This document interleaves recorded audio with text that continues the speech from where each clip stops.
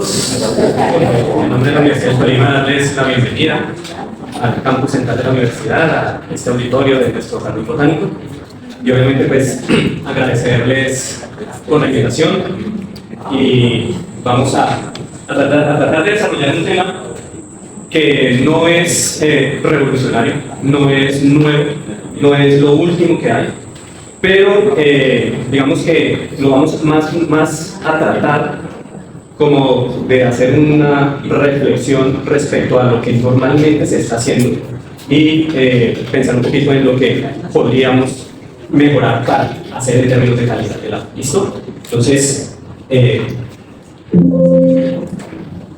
esta es básicamente el contenido de la presentación que vamos a desarrollar. Vamos a ver estos 6 puntos que ustedes pueden leer ahí. Me voy a separar un poquito del estilo del profesor Carlos Guillermo, en donde básicamente vamos a hacer un componente teórico relativamente importante, como para que, y menos mal Carlos Guillermo habló de algunos términos que vamos a tratar acá de pronto con un poquito más de amplitud, y puede que sirva para hacer más claridad respecto al tema. Y mostraremos un ejemplo de una investigación que desarrollamos hace unos años aquí al interior de la universidad con unos estudiantes de la Facultad de Ingeniería Forestal, y finalmente ponemos unos puntos de reflexión.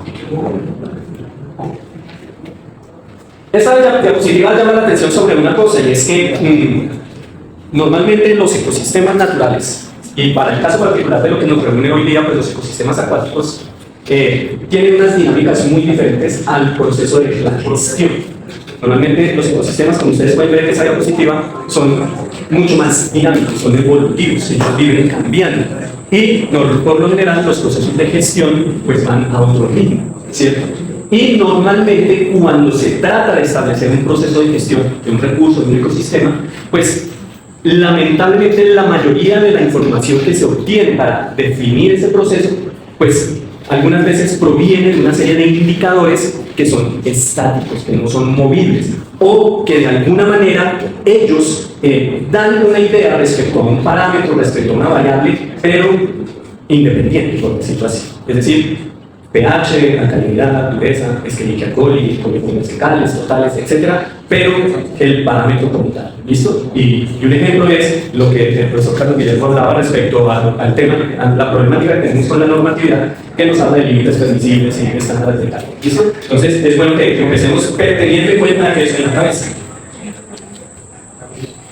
Normalmente cuando se habla del proceso de calidad del agua, de cómo se define calidad del agua, por lo general siempre se recurren a unos instrumentos o a unos actos normativos o a una legislación que define una cosa que se llama estándares de calidad, o en su defecto límites permisibles, y es muy probablemente lo que ustedes han podido escuchar. Entonces, a veces cuando se toma la muestra de agua y se hace el análisis y se obtiene un resultado, lo que se hace es que se compara con la norma, y si está por debajo de lo que dice la norma, entonces fácilmente y tranquilamente se puede definir que no está contaminado, o que cumple con la normatividad, y entonces no hay ningún problema. ¿Listo? Eso es lo que el estándar de calidad y el límite máximo permisible es lo que define. Ahora, hay una diferencia muy grande entre los dos, y es que el estándar de calidad normalmente está diseñado es para que al final nosotros podamos definir para qué se usa el agua, y Carlos Guillermo en la introducción de su exposición hablaba de eso. Entonces, muchas veces, la mayoría de las veces, la calidad del agua se define es para determinar para qué sirve, para darle un uso. Y mencionaban, hay una norma en donde dice que si hay unos parámetros que tienen ciertos niveles, ciertas concentraciones, entonces el agua sirve para eso. Y si esos niveles están por encima de eso, entonces el agua sirve para otra cosa.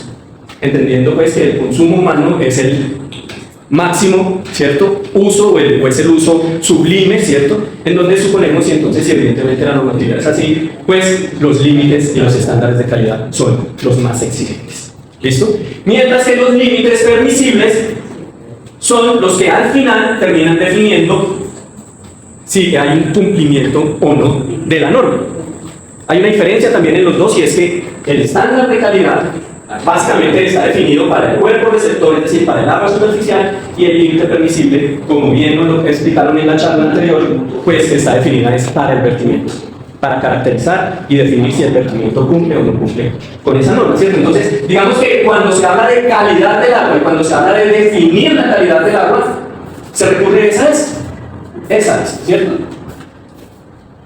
Entonces, pues viene la incertidumbre, viene la duda, porque sí, efectivamente, se hizo el análisis, se tomó la muestra, se siguió el protocolo, se obtuvo un resultado y el resultado me dice cuál es el límite, cuál es el valor de esa variable, cuál es el valor de ese parámetro, y si lo comparo con la norma me dice si está bien o está mal.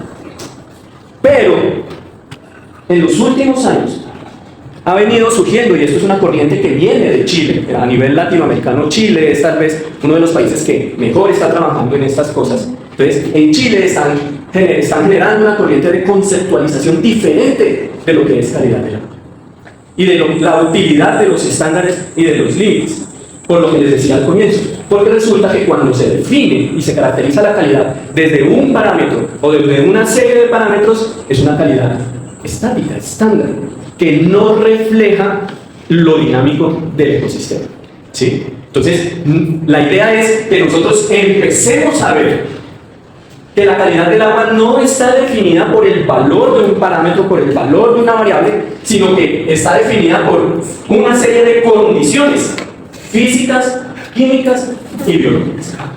Entonces, cuando ustedes hablan de calidad del agua, cuando se hace algo en calidad del agua, es importante que se consideren estas tres condiciones: la física, la química y la biológica. ¿Por qué? Porque resulta que cada una de ellas tiene una integración. O sea, hay una integralidad entre las características físicas, las características químicas y las características biológicas. Lo biológico no puede ser sin lo químico y sin lo físico. Y lo químico explica mucho de lo biológico. ¿Sí? Entonces, eso es lo que se está buscando. Ahora, ¿cuál es el propósito? Como lo decíamos, pues entonces, en unos usos, ¿cierto? Que ustedes ven ahí señalados en la diapositiva. Ahora, cuando hablamos de indicador de calidad, pues básicamente a lo que nosotros estamos refiriéndonos es a un parámetro, a un elemento que está presente en el agua y que su presencia explica cosas. Entonces, por ejemplo, Carlos Guillermo nos hablaba de la Escherichia coli. Sí, la Escherichia coli, que es una bacteria del grupo de los coliformes fecales. Entonces, y normalmente habita ¿en dónde? En los tractos intestinales, perdón. Y que normalmente está asociada entonces con actividad ganadera en cuencas rurales. Cuando hablamos de cuencas urbanas, pues la presencia de Escherichia coli hace referencia entonces a descargas domésticas, ¿cierto? Entonces, la presencia de esa bacteria indica ella solita. Y ese es el concepto normal, o sea, el concepto que tradicionalmente en temas de calidad del agua se tiene. Pero si yo vengo a explicar, volviendo aquí a esta integralidad de estas tres condiciones, la calidad del agua, o para definir la calidad del agua, la presencia de la bacteria me indica algo, pero yo debo entonces reanalizar la presencia con relación a la condición química y a la condición física del cuerpo de agua. Ahora, tenemos tres condiciones de calidad: física, química y biológica. Entonces es lógico pensar que tenemos tres tipos de indicadores: físicos, químicos y biológicos. Los físicos y los químicos son los que tradicionalmente se han venido evaluando. Son los que tradicionalmente las entidades de control vigilan. Son las que tradicionalmente están en los actos normativos, ¿cierto? Los físicos y los químicos. Y los indicadores biológicos han venido un poquito de agache. Y se han venido utilizando muy poquito. Inclusive ustedes ven las normas, y las normas son un listado de elementos, de sustancias, de elementos químicos, y cuando se habla de biológicos es un cuadrito de 3 filas y 2 columnas, y no es más. ¿Sí? Entonces, ahí no estamos viendo un poquito la integralidad de lo que nosotros estamos buscando. Entonces, ojo, recuerden eso: los indicadores de calidad son aquellos indicadores que su presencia significan algo. ¿Listo? Bien. Aquí tenemos un ejemplo de indicadores físicos. Es una lista muy larga: físicos y químicos. Entonces ahí está la temperatura, el oxígeno disuelto, el pH, el color, la turbidez, la demanda bioquímica de oxígeno, la demanda química de oxígeno, el carbono orgánico total. Es decir, hay toda una serie de listas de parámetros que usted toma la muestra de agua, lo lleva a un laboratorio, ojalá certificado, y el laboratorio, a través de unos métodos estandarizados y validados, le dice cuál es la concentración de cada uno de esos parámetros. ¿Y usted qué hace con eso? Va a la norma, compara y dice si está bien o está mal, si cumple o no cumple. ¿Listo? Entonces, esos son los indicadores físicos y químicos. Y hay indicadores biológicos. Es decir, organismos acuáticos que su presencia indican cosas de todo orden, de todos los reinos, de todos los filum, desde macroinvertebrados acuáticos como los que vemos en esta lámina, hasta peces. Los peces, por ejemplo, por ser el top de la cadena trófica, en un cuerpo de agua, un pez es el top de la cadena trófica, y al ser el top, es decir, la parte superior, el último eslabón, la presencia o ausencia de ese organismo. Carlos Guillermo nos hablaba de bioconcentraciones, entonces la concentración del tóxico que pueda estar en el cuerpo de un pez, pues evidentemente me va a mostrar que la cadena trófica que él tiene, pues está contaminada por esa sustancia, ¿cierto? Entonces, la presencia de esa sustancia en el cuerpo de un organismo, como un pez, pues significa cosas. Normalmente los indicadores biológicos que se utilizan son indicadores que están asociados a cargas orgánicas. Y ese es un primer llamadito de reflexión acá, y es que por lo general los procesos de calidad del agua están más encaminados hacia lo que es la contaminación por materia orgánica. ¿Sí? Y los indicadores biológicos mayoritariamente se han venido desarrollando hacia ese lado. Entonces la presencia más bien de algún macroinvertebrado, pues normalmente indica una afinidad o una afinidad o no afinidad hacia la materia. Entonces, habiendo dicho esto, es importante que, y van a disculpar de pronto lo densa de la diapositiva, es importante que nosotros entonces empecemos a reconsiderar la manera como nosotros vemos el tema de la calidad del agua. O sea, no verlo exclusivamente como el tema de que estamos cumpliendo con una norma, ¿cierto? Sino también un tema que tiene que ver con la integridad ambiental. O sea, que sea un tema más de, como empezamos con la primera diapositiva, con algo mucho más móvil, algo mucho más evolutivo. Entonces, que entendiendo la integridad ambiental como lo que dice ahí, como la capacidad del ambiente para soportar y mantener una comunidad biológica. Porque ¿qué gano yo? Teniendo unos parámetros que cumplen con la norma, pero que yo no tenga una comunidad biológica. ¿Sí? Porque ahora, yo trato aquí de desligarme un poquito del corazoncito de biólogo que puede uno tener, ¿cierto? Pero de alguna manera, el propósito fundamental del tema de calidad del agua, la preocupación de esta mesa técnica, de este panel, es el tema de la contaminación de las aguas en Ibagué. Y pues el hecho no es exclusivamente que es que deje de oler a feo, o que es que deje de verse café, o gris, o violeta, sino que volvamos a esas épocas en donde había un estado, por decirlo así, sanitario del cuerpo de agua y que soportaba una comunidad biológica. ¿Listo? Entonces, no es simplemente una lista de concentraciones, como lo hemos venido manejando, sino que al final se trata de entender que la composición y el estado y la estructura de esa biota acuática, es decir, de esas comunidades acuáticas, varíen espacio-temporalmente y sus relaciones con los efectos externos.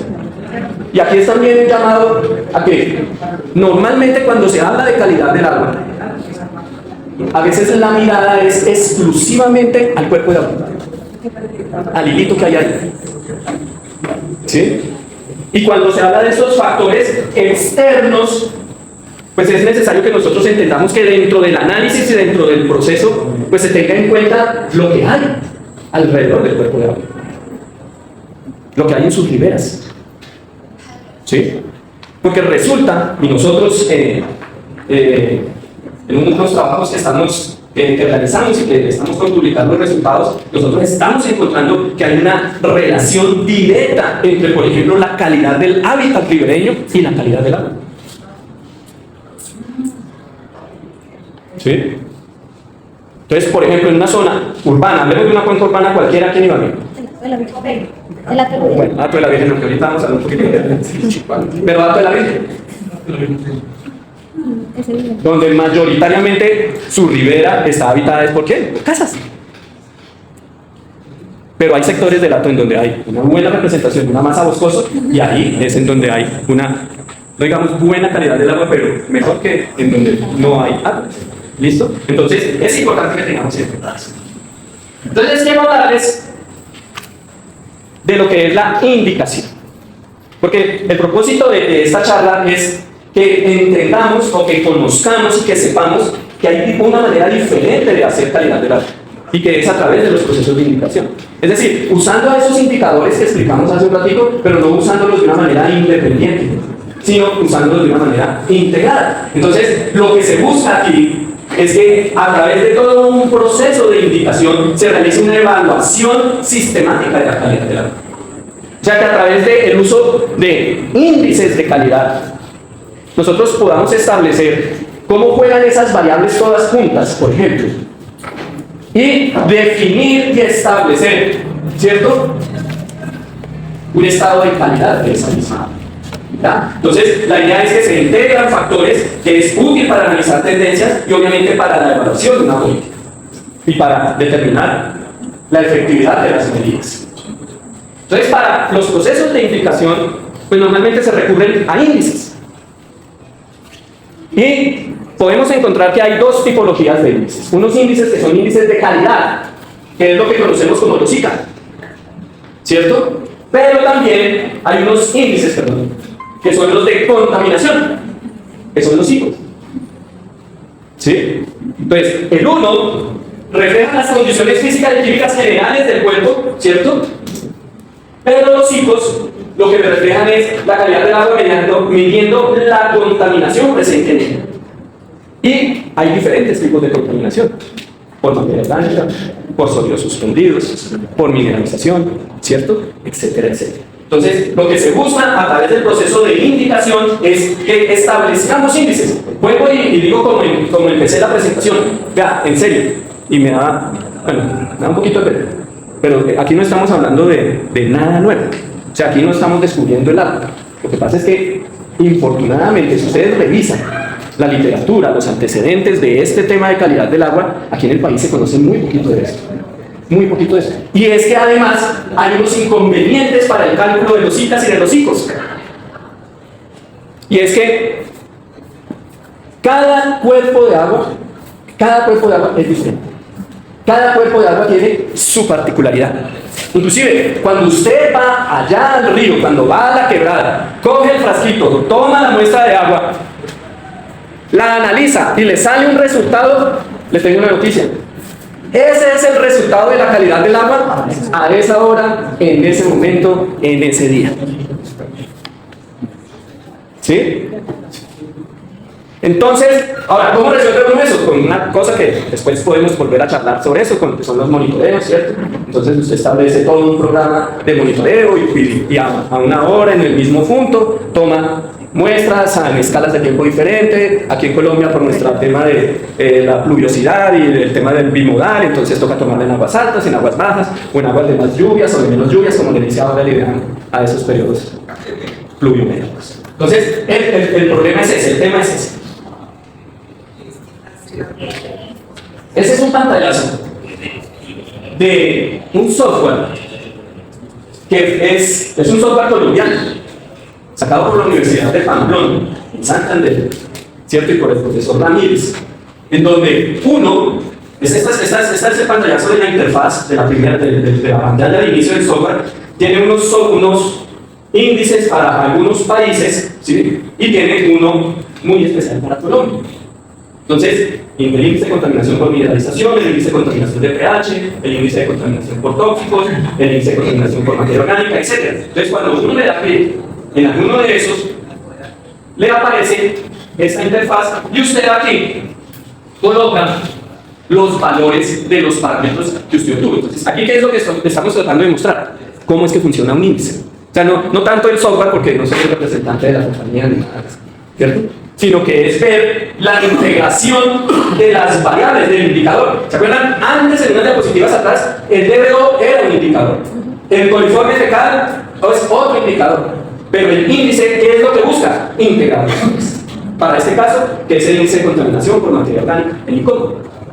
¿Sí? Entonces, a través de un algoritmo matemático, uno introduce los datos y al final, él da unos rangos de valoración, los cuales están establecidos dentro de unos límites y que tienen unos colores. Y así es como se realiza acá. Pero también hay índices biológicos. Y esos índices, pues, hay 5 categorías. Los que van desde los índices que buscan analizar la descomposición de la materia orgánica hasta índices morfofuncionales. Esto sí es algo nuevo. ¿A qué le suena índice morfofuncional? Forma y funcionamiento, sí señora.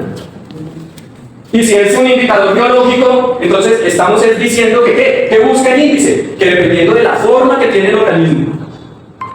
¿Ya ese es el tiempo? ¿Se acabó? 5 minutos. 5 minutos. Entonces, se busca la forma, pues dependiendo de, por ejemplo, estructuras bucales. Pues dependiendo de la estructura bucal que el organismo tiene, pues tiene cierto hábito alimenticio y cumple determinada función dentro del cuerpo real. ¿Sí? Eso es lo que se busca aquí. Bien, vamos a hacer la lista. Voy a mostrar 3 ejemplos de índices biológicos.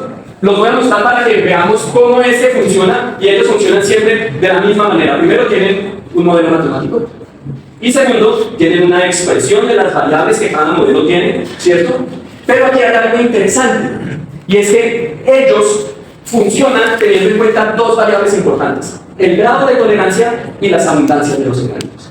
Entonces usted va al río, va a la quebrada, genera su muestreo, coge los bichitos, ¿cierto? Y los clasifica, los identifica taxonómicamente y genera unas tablas de abundancia y busca unas cosas que se llaman grados de tolerancia. ¿Y qué son los grados de tolerancia? La capacidad que tiene el organismo de resistir materia orgánica. Entonces, normalmente hay información que nos dice eso, pero lamentablemente, vean, en sánscrito. ¿Sí? Entonces ustedes, este por ejemplo es un apéndice de un manual que tiene la Agencia Federal de los Estados Unidos Medioambiental y tienen todos los grados de tolerancia de todos los bichos en todos los ríos de Estados Unidos. Nosotros no. ¿Sí? Lamentablemente. Y entonces, normalmente, ¿cómo funcionan estos valores? Si esto le puede ampliar. ¿Sí se alcanzan a ver los números? 7, 7, 4, 7, 6, 8. Normalmente esos rangos van de 1 a 10. Siendo 1 el de menor valor de tolerancia, 10 el de mayor. Entonces, por ejemplo, este bichito, Pisidium. Pisidium tiene grado de tolerancia entre 4, 6 y 8. Entonces, ¿qué quiere decir 8? Que tiene una gran afinidad hacia la materia orgánica. ¿Qué significa gran afinidad? Que le gusta la materia orgánica. Entonces, que vive en la materia orgánica. ¿Sí? Entonces, si es de 1 a 10, 10 es un bicho es un organismo que vive en aguas supremamente contaminadas. Ahí es el indicador. Así es el indicador. ¿Sí? Entonces, la mayoría de los índices que se utilizan tienen una escala de 1 a 8. Entonces, por ejemplo, entonces, se clasifican, se hace el cálculo y al final cada índice me dice una categoría del nivel de contaminación y me califica el agua. ¿Sí se están dando cuenta? O sea, que estamos buscando la integralidad que es que hablamos al comienzo. Porque el índice me está calificando el agua. El estándar de calidad que me dice, ¿cumple o no cumple? Aquí me la está calificando. Y al final me da unas escalas de colores. Este es otro índice. Lo mismo, tiene un modelo matemático, la expresión de las variables que funcionan con el modelo, los niveles de jerarquía más bien de cada posible resultado, el grado de contaminación y el color.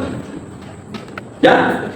Y aquí tenemos una tabla de valores de tolerancia para ese índice en particular, y aquí tenemos uno que es tal vez el que más se utiliza y que de pronto la mayoría de ustedes conocen, que es el BMWP. Este BMWP tiene una cosa muy bonita, y es que el profesor Gabriel Roldán de la Universidad de Antioquia, el papá de la limnología en Colombia, él sacó una edición especial del BMWP Colombia. Entonces ya hay algo mucho más refinado. Inclusive veíamos, cuando estábamos desarrollando los trabajos, veíamos que ya hay inclusive BMWP para algunas quebradas en norte de Santander, exclusivamente para esa quebrada. Entonces imagínense poder llegar a ese nivel de análisis, por ejemplo un tomador de decisión, un proceso de gestión, con ese nivel de análisis es espectacular. Pero esos son años y años de investigación. Entonces aquí tenemos el BMWP tiene una particularidad, y es que va en orden contrario. O sea, no va de 1 a 10, siendo 10 el máximo valor, siendo 10 la máxima afinidad materia orgánica, sino que va de 10 a 1, donde 1 es el máximo nivel. Y eso es raro. No me pregunten por qué, porque no sé por qué. La historia dice que es un índice que fue creado en Inglaterra, y pues como los ingleses manejan por la izquierda, pues yo me imagino que por eso es que no tienen la nueva. Y ahí están sus grados de tolerancia. Y listo. ¿Me quedan 3 minutos? Okay.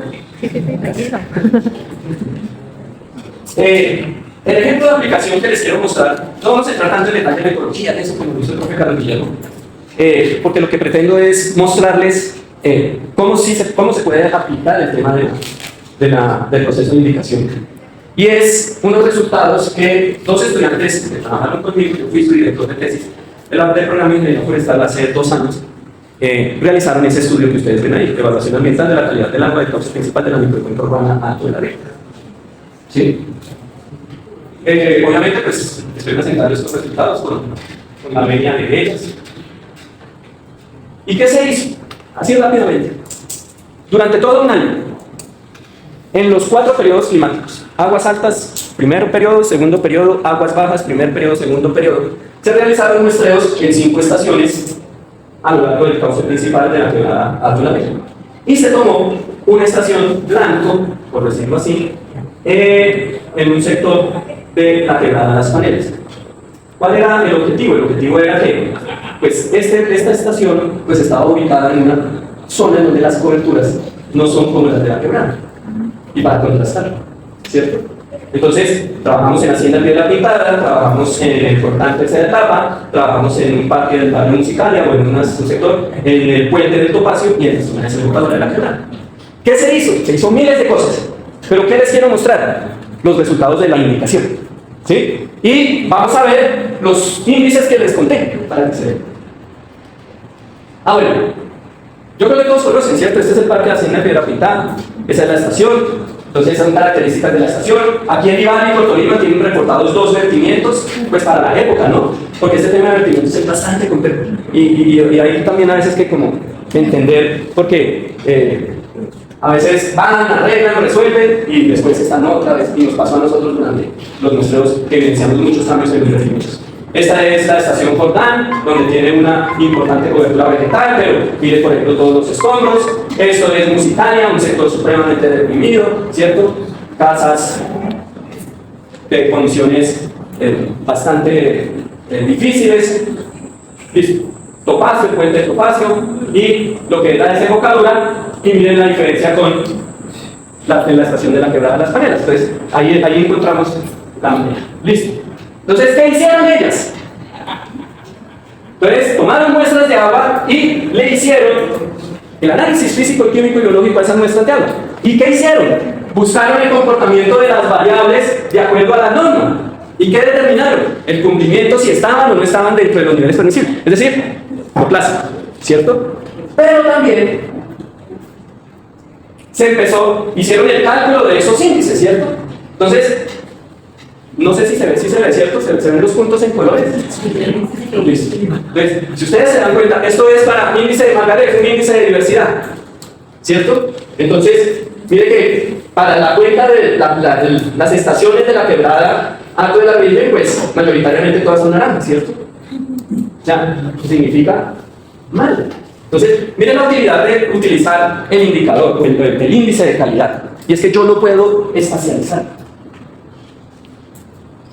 Entonces, yo puedo definir, por ejemplo, de acuerdo a los colores, yo puedo definir tramos del río que puedan estar, o de la quebrada en este caso, que puedan tener ciertas condiciones de caliente. Entonces, por ejemplo, a la hora de tomar una decisión en un programa de gestión, pues con esos resultados y esta georreferenciación, yo me puedo centrar en determinados puntos. ¿Sí? Fácil. El índice de calidad de ICA, porque calcularon ICA. Y miren, amarillo y naranja, malo y regular. Inclusive hasta el blanco. ¿Sí? El ICOMO. Ahora, aquí el ICOMO nos muestra unos datos muy interesantes, y es que si ustedes se dan cuenta, por ejemplo aquí, miren, la parte alta de la cuenca, es decir, desde el portal tercera etapa para arriba, hacia Hacienda Piedra Pintada y Versalles, pues tiene una mejor condición de contaminación que ahí para abajo, ¿cierto? El saprobio, completamente rojo. ¿Sí? Y miren el blanco. Verde. Los colores dicen mucho, ¿no? O sea, uno entiende el color. Usted, el rojo normalmente significa el peligro, no pase, usted no puede, la alerta, ¿cierto? El biótipo de familias. Entonces, mire, por ejemplo, para esta temporada, todas las estaciones nos dieron muy pobre en términos de calidad del agua. ¿Sí? Ahora, si se dan cuenta, qué pena, no les expliqué, las dos fotos de arriba son de las aguas altas, las dos fotos de abajo son de las aguas bajas. Y si se dan cuenta, no hay como una diferencia entre las dos temporadas. ¿Sí? Y para el campo sí, que en aguas bajas mejora, en aguas altas no. BNWP para Colombia, mire, BNWP muestra la misma tendencia del índice que vimos atrás, si se dan cuenta. Y entonces, ¿cuál es la idea? Que es la invitación que muy humildemente queremos hacer acá.